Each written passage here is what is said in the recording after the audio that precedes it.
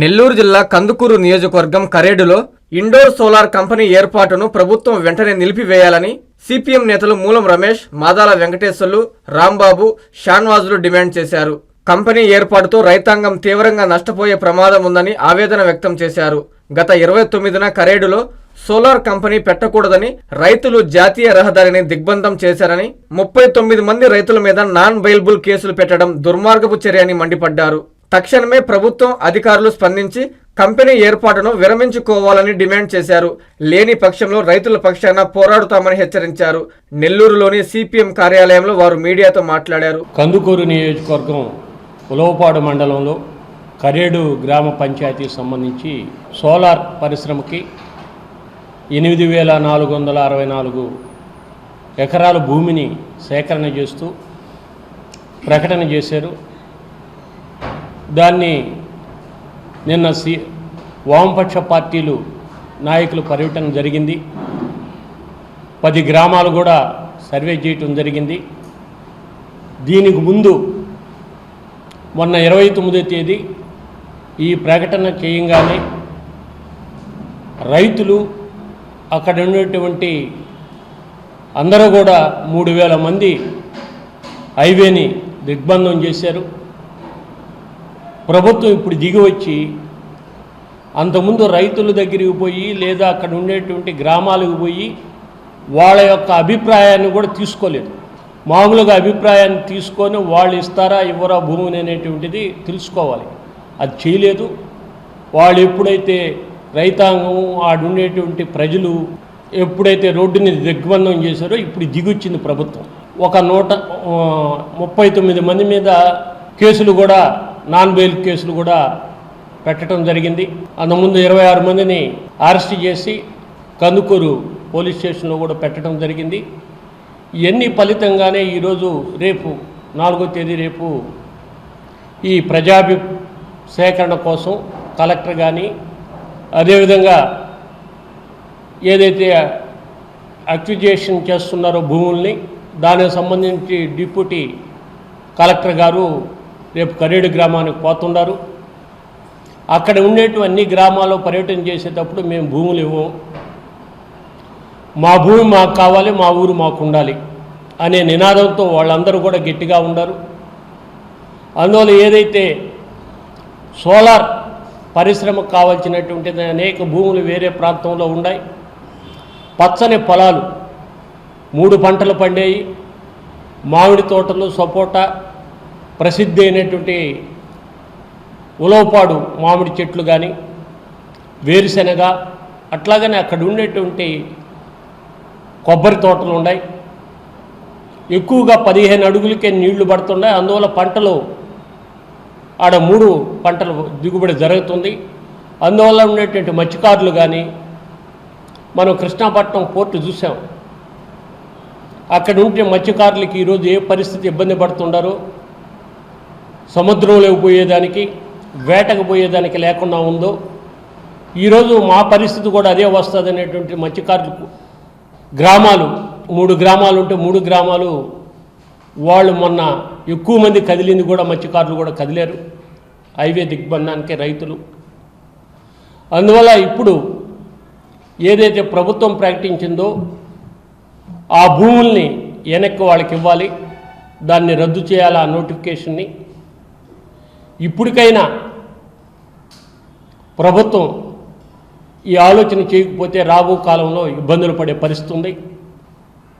ఇప్పటికే ఆ ప్రాంతంలో ఉండేటువంటి ప్రజలు ఈ ప్రభుత్వం మీద దుర్మార్గంగా ఉందనేటువంటిది, మా భూముల్ని వాళ్ళు తీసుకునేదానికి మాకు ఇన్ని సంవత్సరాల నుంచి ఒక పక్క చేవూరు గ్రామానికి సంబంధించినటువంటి పొలాలకి ఈరోజు కూడా నష్టపరిహారం ఇవ్వలేదు. ఈరోజు మేము ఇచ్చి వాళ్ళ చుట్టూ తిరిగే కన్నా మా భూములు ఇచ్చేదానికి మేము సిద్ధంగా లేవు. ఈ జిల్లాలో అనేక ప్రాంతాల్లో మనం చూసాం. పక్కనే ఉండేటువంటి రాచర్లపాడు దగ్గర 2,500 ఎకరాలు ఆ రోజు కిసాన్ సజ్కు తీసుకున్నారు. ముత్తుకూరులో రిలయన్స్ వాళ్ళకు 2,500 ఎకరాలు ఇచ్చారు. ఈరోజు కూడా ఆ పరిశ్రమలు పెట్టలేదు. అందువల్ల ఈరోజు వీటికి ప్రభుత్వం వైఎస్ఆర్సీపీ గతంలో ఇచ్చింది వాళ్ళని ఎదుర్కోవాలనేటువంటి చెప్పినటువంటి ఈ ప్రభుత్వం ఈరోజు కూడా అదే పద్ధతి అవలంబిస్తుంది. భూ కబ్జాదారులకి అండగా ఉంటుంది. అందువల్ల ఈ భూములు ఇచ్చి వీళ్ళు బ్యాంకులో లోన్లు పెట్టి బ్యాంకులకి ఎగ్గొట్టిన పరిస్థితి మనం చూసాం. రియల్ ఎస్టేట్ వ్యాపారం చేసుకునేదానికి వాళ్ళకు ఉపయోగపడేదానికి ఈ ప్రభుత్వం ఉంది. వెంటనే వాటిని ఉపసంహరించకపోతే ఈ జిల్లాలో ఉండేటువంటి రైతాంగం పెద్ద ఎత్తున ఆందోళన చేస్తారు. ఇప్పటికైనా ఆలోచించి ఆ భూములు వాళ్ళకి ఉండాలి, మా ఊరు మా భూములు మాకు ఉండాలనేటువంటిది ఏదైతే వాళ్ళు కోరుకుంటున్నారో ఈరోజు కూడా అందరూ కూడా అర్జీలు ఇచ్చేదానికి కలెక్టర్కి ప్రతి గ్రామం నుంచి ప్రతి ఇంటి నుంచి అర్జీలు మాకు మా భూములు ఇవ్వం, మా ఊర్లు లేపొద్దు అంటే గ్రామాలతో సహా లేపేస్తున్నారు. 12 గ్రామాలు, ఒక్క కరేడు గ్రామం ఉంటుంది. మా పొలాలు పోయి మా గ్రామం ఉండటం ఎందుకు? అందువల్ల మేము ఎలాంటి పరిస్థితుల్లో దీన్ని వ్యతిరేకిస్తున్నాం అనేటువంటిది గ్రామ ప్రజలందరూ చెప్తున్నారు. అందువల్ల ప్రభుత్వం వెంటనే ఆ నోటిఫికేషన్ వెనక్కి తీసుకోవాలని వామపక్ష పార్టీలుగా నిన్న జరిగినటువంటి పర్యటనలో వచ్చినటువంటి అంశాలు మీ దృష్టి తీసుకున్నాం. అందువల్ల దాన్ని వెంటనే వెనక్కి తీసుకోవాలని మేము డిమాండ్ చేస్తాం. కరేడు పోరాటం అక్కడ రైతాంగమే కాదు, అక్కడ చేతి వృత్తుల వాళ్ళు, రకరకాల వృత్తులు చేసుకునేవాళ్ళు, వీళ్ళందరూ కూడా ఒక స్ఫూర్తిదాయకమైన ఒక మంచి పోరాటం చేస్తూ ఉండరు. కారణం ఏంటంటే పరిశ్రమలు ఎక్కడన్నా తీసుకుంటే ఆ పరిశ్రమల్లో వాళ్ళ భూములు కొంత పోయేది కాబట్టి కాంపెన్సేషన్ కట్టించేవాళ్ళు. ఇప్పుడు ఏంటంటే ఊళ్ళు పోతుండే. కరేడు గ్రామమే అదృశ్యమయ్యే పరిస్థితి వచ్చింది. రామకృష్ణారెడ్డిపురం అని అక్కడ అది అట్లాగే 3-4 గ్రామాలు అదృశ్యం అవుతుండే. ఎక్కడైనా భూములు ఇచ్చే దేనికనంటే అక్కడ ఇండస్ట్రీ పెడతారు, దానివల్ల మా పిల్లలకు ఉపాధి దొరుకుద్ది, మాకు ఉపయోగకరంగా ఉంటుంది, మా ప్రాంతం అభివృద్ధి అవుద్ది అనే ఉద్దేశంతో ఉంటుంది. ఇక్కడ ఏంటంటే ఊళ్ళని వదిలేసి మీరు వెళ్ళండి, ఎక్కడో ఒక దగ్గర ఉపాధి చూసుకోండి, మేము ఇచ్చే పావుల బేట తీసుకోండి అనేది ఒకటి వచ్చింది. ఇది చాలా దురదృష్టకరమైంది. రెండోది ఏంటంటే 2013 భూసేకరణ చట్టం ప్రకారం ఎటువంటి పరిస్థితుల్లో గ్రామ సభలు జరపకుండా, రైతాంగం పర్మిషన్ లేకుండా, వాళ్ళ అనుమతి లేకుండా భూసేకరణ జరపరాదు అనేది ఒకటి. దానికి గ్రామాల్లో అయితే 4 ఇంతలు, పట్టణాల్లో అయితే 2 ఇంతలు వాళ్ళకి కాంపెన్సేషన్ కట్టించాలనే ఒక విషయం ఒకటి. వీటన్నిటికంటే కీలకమైంది ఏంటంటే రైతాంగం అనుమతి లేకుండా భూములు తీసుకోవడానికి వీల్లేదు. కానీ ఇవాళ ఏం జరుగుతుందంటే భూములు తీసుకొని మేము హ్యాండ్ ఓవర్ చేసుకుంటున్నామని ముందుగా అనౌన్స్ చేసేసి గ్రామాల్లో దిగిన తర్వాత కరేడు గ్రామ చుట్టుపక్కల ప్రజలంతా పోరాటం దిగిన తర్వాత ఇప్పుడు గ్రామ సభలు జరుపుతారంట. ఇది ఎక్కడా ఉండదన్నమాట. ముందు గ్రామ సభలు జరిపి రైతాంగం పర్మిషన్ తీసుకొని వాళ్ళ అండతో భూమి సేకరణ జరుగుద్ది. అటు జరగల. ఇది ఒక దురదృష్టకరమైంది. మూడోది ఏంటంటే ఈ ఇండోసోల్ ప్రాజెక్టు దీనికి సంబంధించి గతంలో జగన్మోహన్ రెడ్డి పర్మిషన్ ఇచ్చాడు. ఎంత ఇచ్చాడు? 8,000 ఎకరాలు అయితే కాదు, కానీ ఇచ్చాడు, పర్మిషన్ అయితే ఇచ్చాడు. ఆ రోజు ఇవాళ ప్రభుత్వ అధినేత ఏమన్నాడు అంటే అది జగన్ బినామీ కాబట్టి దాన్ని మేము ఒప్పుకోము అని చెప్పని పెద్ద ఎత్తున రచ్చ చేశాడు. తన మీడియా ద్వారా పెద్ద ఎత్తున గొడవ చేశాడు. మంచిదే, సంతోషమే.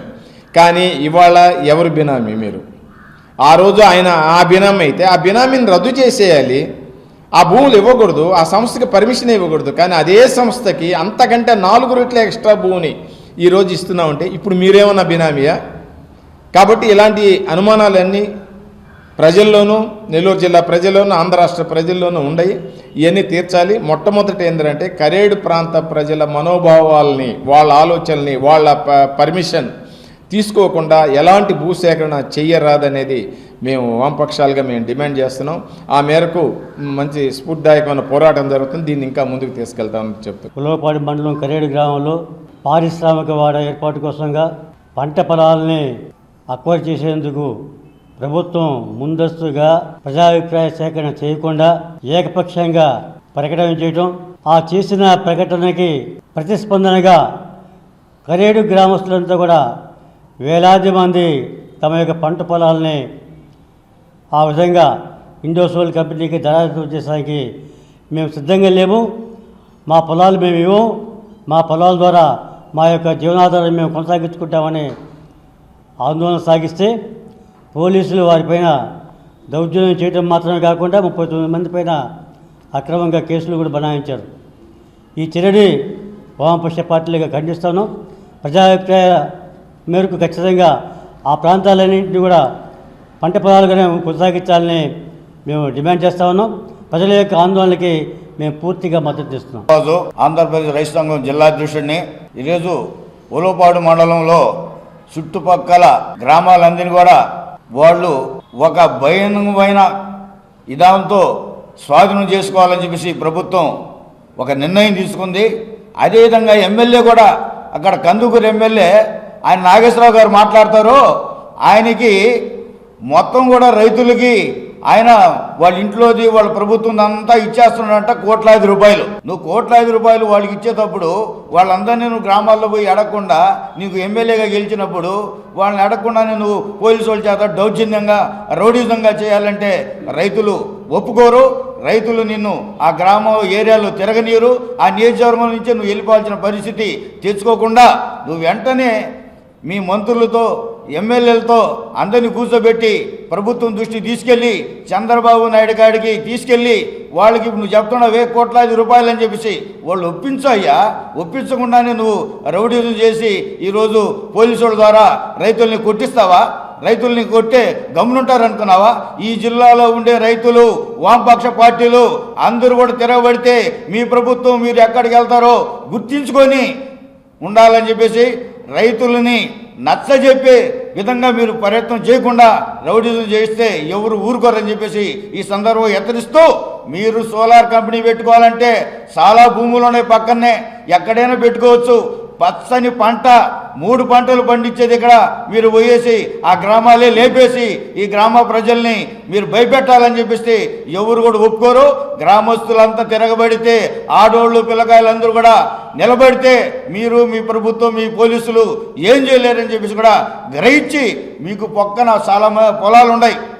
ఆ పొలాల్లో మీరు సోలార్ కంపెనీ పెట్టుకోండి. సోలార్ కంపెనీ పెట్టుకొని అక్కడ నడపండి. మీరు ఉపాధి కల్పించేదానికోసం ప్రయత్నం చేయండి తప్ప గ్రామస్తుల మీదకి దౌర్జన్యాలు చేసిన మరుసానికి ఈ నెల్లూరు జిల్లాలో ఏ పరిస్థితుల్లో కూడా రైతాంగం కానీ వ్యవసాయ కార్మికులు కానీ కౌలు రైతులు కానీ మొత్తం వామపక్షాల పార్టీలు కానీ మిమ్మల్ని క్షమించమని చెప్పేసి ఈ సందర్భంగా మేము మీకు హెచ్చరిస్తూ రైతులను ఆదుకునే ప్రయత్నం చేయాలని చెప్పేసి కూడా ఈ ముఖ్యమంత్రిని కూడా మేము చెప్తున్నాం. గతంలో చెప్పిన మాట ప్రకారంగా రైతులకి మేము ఆదుకుంటామన్న మాట ప్రకారంగా ఆదుకోవాలని కోరుతున్నాం. నా పేరు సురేష్. వామపక్ష పార్టీల ఆధ్వర్యంలో నిన్నటి రోజున కూడా కరేడు గ్రామ పంచాయతీలో ప్రజల యొక్క అభిప్రాయాలను ప్రతి గ్రామంకి వెళ్ళి ప్రతి ప్రజలు కూడా ఉన్న ప్రజలను కలిసి అభిప్రాయాలు తీసుకోవడం జరిగింది. అందరూ కూడా తెలుసు, రాష్ట్రంలో ప్రజలకు కూడా 29వ తేదీన వేలాది మంది రైతులు జాతీయ రహదారి 16వ నెంబర్ మీద తమ యొక్క సమస్యల పరిష్కారం కావాలి, తమ యొక్క సమస్య అయినటువంటి ఈరోజు ప్రభుత్వము ఎటువంటి ప్రజాభిప్రాయం సేకరణ లేకుండా ముందస్తు సేకరణ లేకుండా ప్రజల యొక్క భూములను సోలార్ కంపెనీకి అప్పగించడాన్ని ప్రజలు వ్యతిరేకిస్తూ ఆ యొక్క ఉద్యమాన్ని చేపట్టింది. ఇందులో 39 మంది రైతులపైన కూడా నాన్ బెయిల్ కేసులు ఇట్లాంటివి చేపట్టడం జరిగింది. ఇక్కడ ప్రభుత్వం యొక్క వైఖరి ఈరోజు ప్రజల కోసము పనిచేస్తున్నాయా? ఈ ప్రభుత్వం కానీ గత ప్రభుత్వం కానీ ఈ ఇండో సోలార్ కంపెనీకి భూములు రాయిచ్చే విధంగా చర్యలు చేపట్టడం ఉద్దేశము ఈ ప్రభుత్వాలు ప్రజల కోసం పనిచేస్తున్నాయా లేకపోతే ప్రైవేటు కార్పొరేట్ వాళ్ళకి పనిచేస్తున్నాయని మనకు స్పష్టంగా తెలుస్తుంది. కాబట్టి ప్రజలందరూ కూడా ఈ కరేడు గ్రామ పంచాయతీలో చేపడుతున్నటువంటి ప్రజలందరూ కూడా మద్దతు ఇవ్వాలని వామపక్ష పార్టీల ద్వారా నేను కోరుతూ, ఏదైతే ఈ ప్రభుత్వాలు ప్రైవేటు కార్పొరేటు సెక్టార్లకి ఒక బంట్రోతుల్లాగా పనిచేయడాన్ని మనమందరం కూడా వ్యతిరేకించాలని ఈ యొక్క ఉద్యమంలో వామపక్ష పార్టీల యొక్క పాత్ర అనేది క్రియాశీలకంగా ఉంటుందని, అందులో ఎస్యూసీఐ కమ్యూనిస్ట్ పార్టీ కూడా క్రియాశీలక పాత్ర వహిస్తుందని తెలియజేస్తుంది. విశ్వసాయి ఎడ్యుకేషనల్ సొసైటీ వారి Viswasai JEE topper program NIT లేదా IITలో సీట్ సాధించడమే మీ లక్ష్యమైతే ఆ లక్ష్యాన్ని మీకు మరింత చేరువ చేస్తుంది Viswasai JEE stars elite batch. The salient features of JEE stars elite batch. కేవలం 36 మంది విద్యార్థులు కలిగిన లిమిటెడ్ బ్యాచ్ ద్వారా ప్రతి విద్యార్థి మీద ప్రత్యేకమైన శ్రద్ధ, ఎందరో విద్యార్థులని IIT ర్యాంకర్స్ గా మార్చిన మా అనుభవజ్ఞులైన ఉపాధ్యాయ బృందం, నిపుణులచే ప్రిపేర్ చేయబడిన విశ్వసాయి యూనిక్ స్టడీ మెటీరియల్ మరియు ప్రతి విద్యార్థికి ప్రత్యేకమైన doubt clearing sessions, maths, physics, కెమిస్ట్రీలలో 10,000కు పైగా ప్రాక్టీస్ ప్రాబ్లమ్స్ తో step by step solution, quick problem solving, revision booklet, full length JEE advanced mock test 2025-26 సంవత్సరానికి గాను విశ్వసాయి వారి జేఈఈ స్టార్స్ ఇలైట్ బ్యాచ్ లో చేరండి. విశ్వసాయి అంటేనే తల్లిదండ్రుల నమ్మకం, విద్యార్థుల విజయం. Viswasai educational society, Nellore, Tirupati.